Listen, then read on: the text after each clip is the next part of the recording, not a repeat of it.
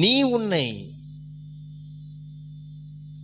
கொன்றுவிடக்கூடாது, உன்னை நீயே அழித்து கொள்ளக்கூடாது என்று சொல்லி 2024 வருஷத்துக்கு முன்னாடி ஒருத்தர் உனக்காக உயிர் கொடுத்தாரு. அவர் தான் இயேசு கிறிஸ்து. ஆமென், அல்லேலூயா. அவர் நீ நல்லா இருக்கணுங்கிறதுக்காக தான் உனக்காக உயிர் கொடுத்தாரு. நீ சாகக்கூடாதுங்கிறதுக்காக தான் உனக்காக ஒரு உசுரை கொடுத்தாரு. நீ வாழ்ந்திருக்கணும், நீ வெற்றி சிறந்தவனாக இருக்கணும், வெற்றி சிறந்தவனாக இருக்கணுங்கிறதுக்காக தான் உனக்காக தன் ஜீவனை கொடுத்தார். அவ்வளோ பெரிய அன்பு அவருக்கு உண்மையில. நேசிக்கிறதுக்கு யாரும் இல்லைன்னு சொல்லி தானே தற்கொலை பண்ணுறீங்க. உதவி செய்ய யாரும் இல்லைன்னு சொல்லி தானே தற்கொலை பண்ணிக்கிறீங்க. இந்த உலகத்தில் நிராகரிக்கப்படுறேன் அப்படிங்கிற ஒரு சிந்தை உங்களுக்குள்ள இருக்கிறதுனால தற்கொலை பண்ணுறீங்க. அதனால தான் அந்த எண்ணம் உங்களுக்குள்ளே வருது.